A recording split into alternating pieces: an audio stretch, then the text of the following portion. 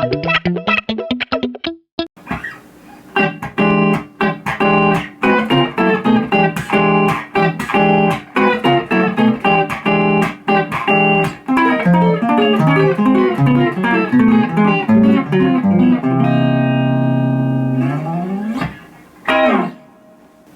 everybody, Max Rich here, and today I want to talk to you about a real cool drill that you could do to work on your 2-5-1s and to work on sort of tonicizing chords, right? Tonicizing chords is basically when you're going to a chord, and whether or not that chord is the one chord of the key, you want it to you want to trick the listener and sort of like make it sound like it is the one chord, even if it's temporarily the one chord, or even if it's technically not the one chord at all, but you just want to trick them into thinking that it is.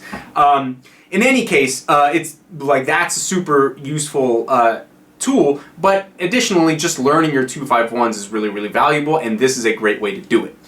So basically what we're going to do, we're going to take a look at the circle of fifths, which is attached to this video.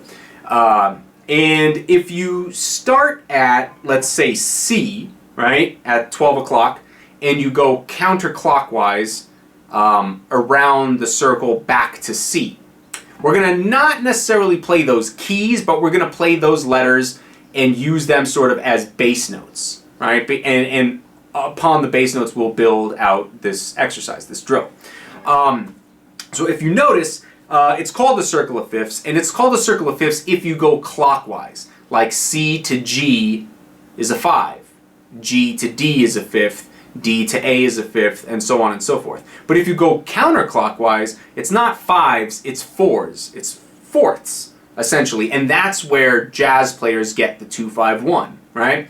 If you're looking at, say, C, right, and you think of C as a 2, and you go to the next key, or the next letter, right, counterclockwise, would be F, right? That would be a 5 of B flat, being the 1. So whenever you have 3 adjacent keys or letters within the circle of fifths and you're going counterclockwise through them, you're essentially playing a 2-5-1. C, F, B flat is a 2-5-1. F, B flat, E flat is a 2-5-1. Right? On and on it goes. You take it anywhere you want. D, G, C, that's a 2-5-1. D is the 2 of C, G is the 5 of C, C is the 1, right? 2-5-1, right? So whenever you're going counterclockwise through this, you're playing a circle of fourths, which is a series of cyclical 2-5-1s. And so we're going to use that idea to practice. And we're going to basically be playing the bass notes from there. We're going to start all the way up on this C, on the A string, on the 15th fret, right? And it's a real simple pattern. It's like incredibly easy, right? So we're basically going to go C down to F, up to B flat, E flat, A flat, D flat, G flat, and then, you know, now we're at the bottom of the circle of fifths where G flat is also F sharp, and then after that comes B, E, A, D, G, and then we're back at C where we started, right? So essentially you're basically just bouncing from the A string down to the E, back 2 frets, and then up to the A on the same fret, and then you repeat that pattern.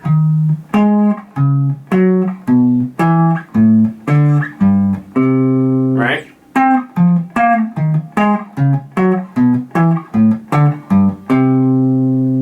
Right, so that's, we literally just went through the entire circle of fifths, right? Circle of fourths, sorry about that. But so now the question is, well, how are we going to turn this into chords, which we need to do to practice, right? So each one of these 3 chords in a row, will become a 2-5-1. So we'll start with the first 3. C, F, and B flat, right? B flat is our 1. So that's going to be our major 1 chord, our major 7 chord. And then the C, where we're starting, is going to be the 2, and the F will be the 5. Now in a standard 2-5-1, it's a minor 7 chord to a dominant 7 chord to a major 7 chord. And so that's the formula we're going to use. So we're going to play a C minor 7 chord, and then an F7 chord, and then B flat major 7 chord. Right? So it's going to be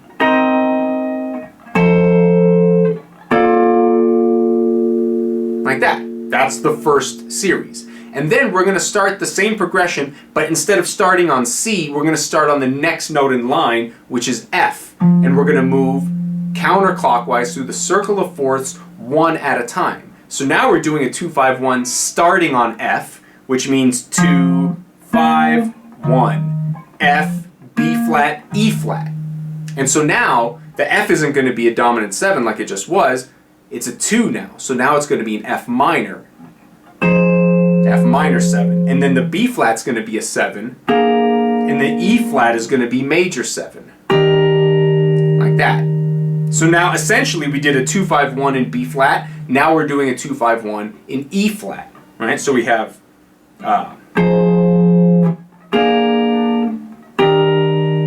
so if I combine both of them, you'll be able to hear it. 2-5-1 in B flat. 2-5-1 in E flat. And we're going to continue this pattern. Next we're starting on B flat as the minor chord. So it's a 2-5-1 to A flat.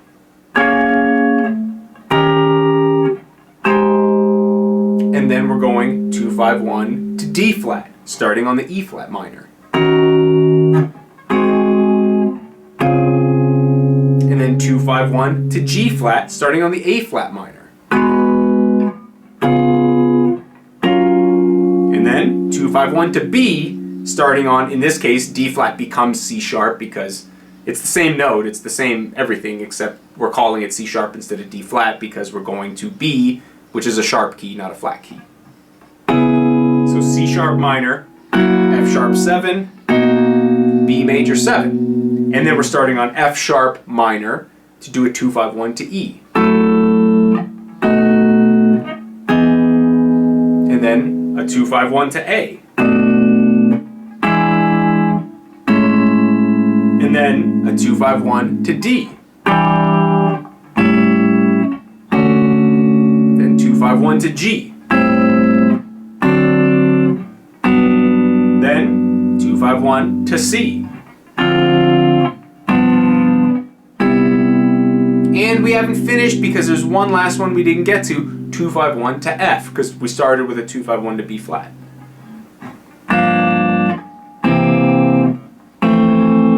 And then that's where we finish, right? So that is the entire cycle. Now, it doesn't seem that complicated, right? But if you play this to a metronome, it's not that easy, especially the faster tempos you go. And essentially what you're doing is you're playing 2-5-1s, changing keys every 3 chords, right? Because the first one, we're doing a 2-5-1 in the key of B flat. The next one, 2-5-1 to E flat, then A flat, then D flat, then G flat, then B, E, A, D, G, C, F. So we're changing keys every 3 chords, which is a very useful skill to have.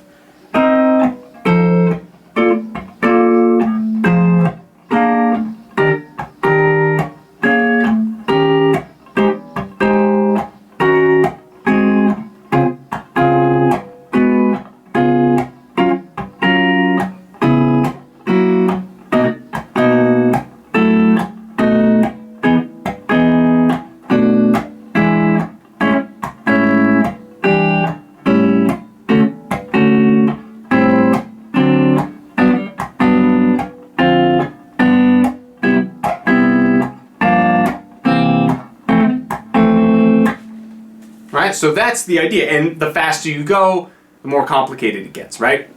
Now this has a huge amount of potential for practicing all kinds of things. You could practice arpeggios using this.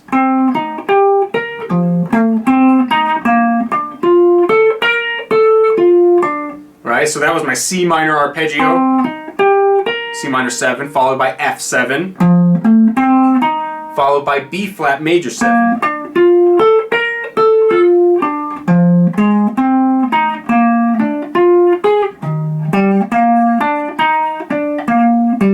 So I could run through the same pattern of 2-5-1s playing arpeggios, right? Now, for those of you who understand a little bit about jazz and a little bit about jazz theory, 2-5-1's not the end, right? You could do all the way through the entire jazz progression, right? You can go from 2-5-1 to 6-2-5-1 to 3-6-2-5-1, right? And you keep it going, right?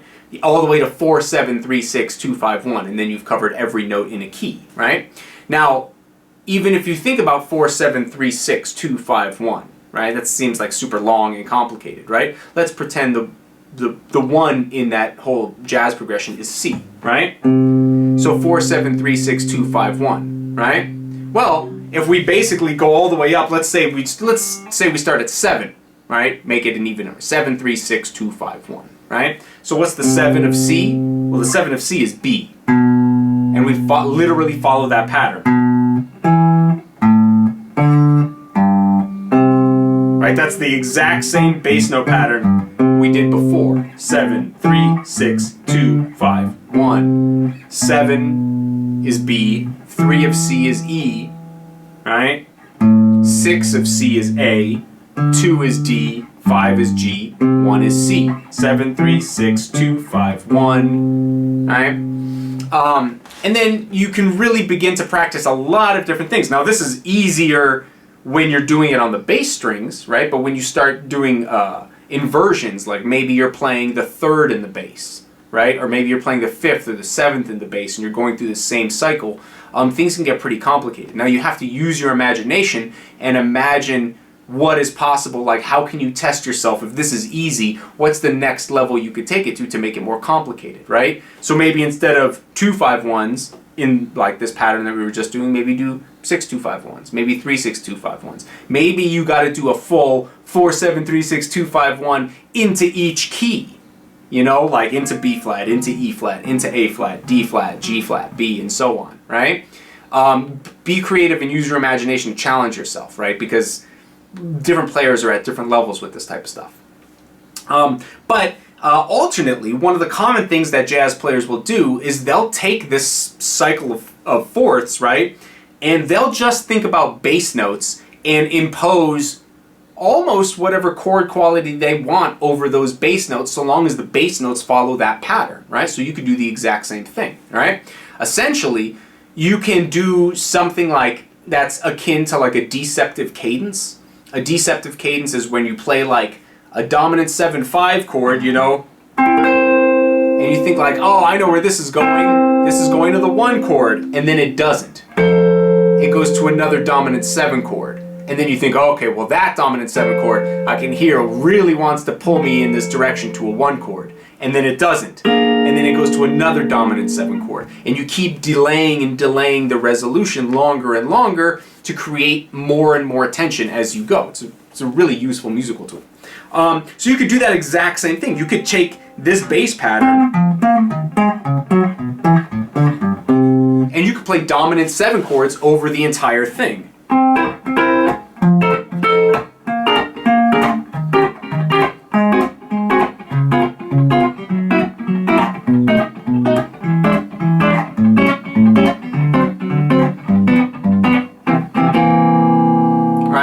Now, I kind of made each chord a little bit longer so you can hear it, but if I did it quickly, and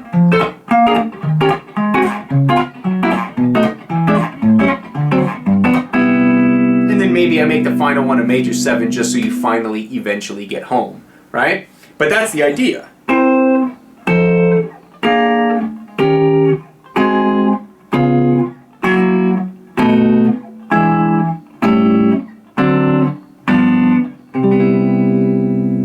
And then you're home, back where you started at C major, right? So this is like kind of the crux of a lot of ways of getting to a chord, right? So if you're playing a chord progression and you're going, I don't know, to like a let's say you're going to a C major chord. Maybe your chord progression is C, and then F, and then G. Like a simple 1 4 5, right? You could take that and you can use maybe a 2 5 1, a 6 2 5 1, any of this pattern to get to that C and make it sound like more of a resolution.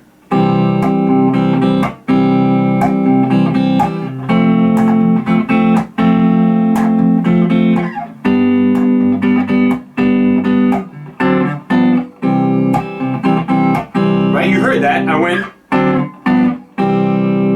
I played D7, G7, back to C, back to where I started. Now I could have elongated that. I could have played 6, 2, 5, 1.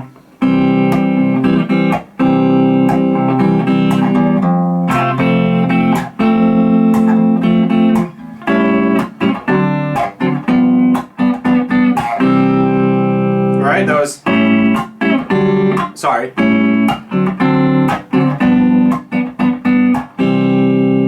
That was a 6, 2, 5, 1, but they were all dominant 7 chords. Now I could have kept them diatonic. I could have played, right, minor, minor, dominant, major. I could have kept them within the key of C major, or like a jazz player would, I could just take the bass notes, keep those bass notes, and then impose a dominant 7 chord over each one of those bass notes, right? That's an option too. And like I said, you can take this pattern and work it as far back as you want. Essentially, if I had a long enough chord progression, I could go like, you know,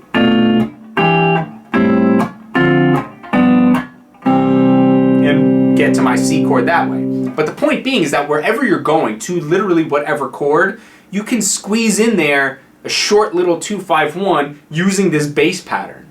And then it's up to you, you know, like put dominant 7 chords on all of them, or keep them within the key, you know, minor, dominant 7, 1. You know, you could do it that way, right?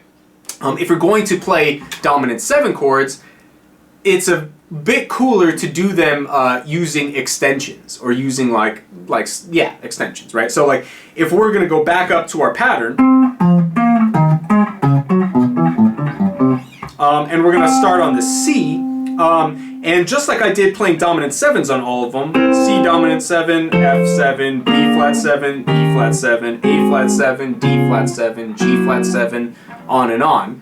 Instead of playing just dominant 7 chords, I could do something maybe a bit cooler. I could play a dominant 9 chord for all the notes on the A string. So I'm going to play that chord shape. C, E, B flat, D.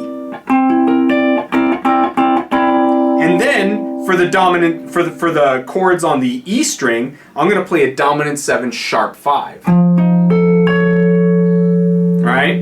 So that's kind of a very colored chord. It's an F7, but it's got a sharp 5 in it. So now when I do this, listen to that top note.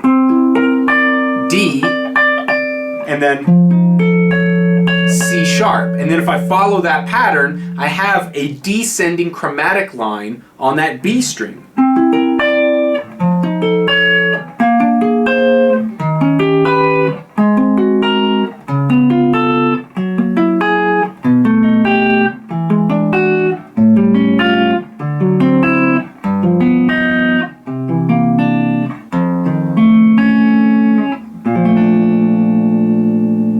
It's very, very cool. Oh, sorry.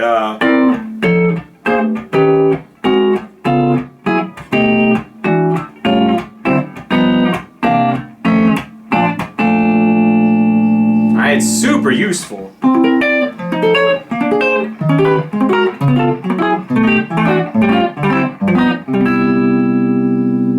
Alright, so you could do that.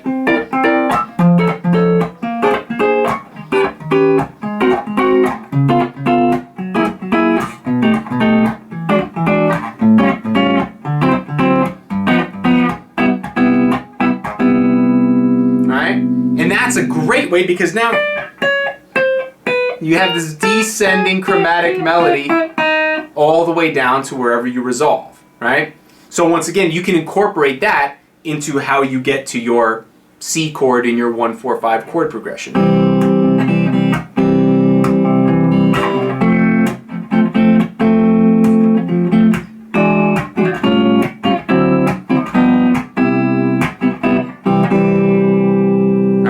It adds a bit more color than just your standard plain old way of getting into a normal chord, right? You have some nice cool movement moving in between chords. And just like we did with the dominant 9 to a sharp 5, we could do a dominant 7 sharp 9 to a 13. And it follows the exact same principle.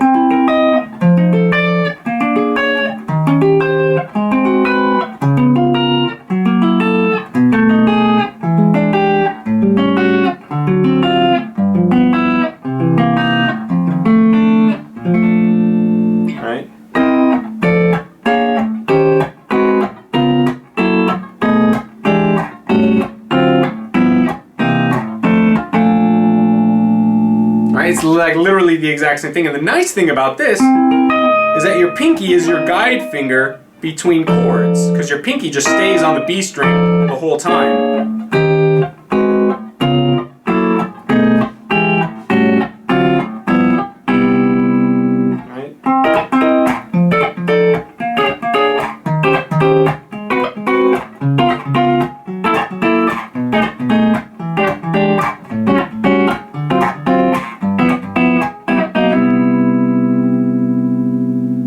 So there's a lot of utility, and like once again, you can play arpeggios over all of this stuff. You could mix dominant 9, sharp 9, 13, sharp 5. You could do flat 5s. You can come up with any sort of dominant 7 chord you want and use it this way, right? Alternately, you can start using this pattern and thinking about substitutions, right? Like, I mean, I don't want to get into it because it's a whole nother lesson and a whole nother rabbit hole, but you can take a C7 chord, find a good substitution for a C7 chord, maybe like E half diminished, and then play this entire sequence using half diminished chords in place of a dominant chord, right? As a substitution, right? So you could take this and you could really run with it and do like very extreme versions and make this very, very, very complicated, right? I'm giving you just like the tip of the iceberg here. And so like with all my stuff, I try to tailor it to like a wide amount of you know, like a wide demographic of people, beginners all the way through to advanced. This is not necessarily the beginner level. But regardless of where you are, if anything I said here like doesn't make sense or is complicated, right, send me a DM, email me. I'm happy to walk you through it. I'm happy to explain this stuff to you. I do this because I like teaching people guitar, so it's not a burden. Please just contact me. I'll write you back, I promise. And for those of you who did enjoy it, please like, share, and subscribe. And take a look at maxrichmusic.com, specifically the newsletter, where I do videos, lessons, theory, technique, songs, a bunch of stuff like this free to all my email subscribers every week. And those email subscribers are afforded the luxury of discounted private lessons, and they can send me videos and all kinds of stuff, and I critique and I work with them to help get them better at all this type of stuff. So if that's something you're interested, please take a look over at maxrichmusic.com, and thank you for watching, and hit me up if you have any questions.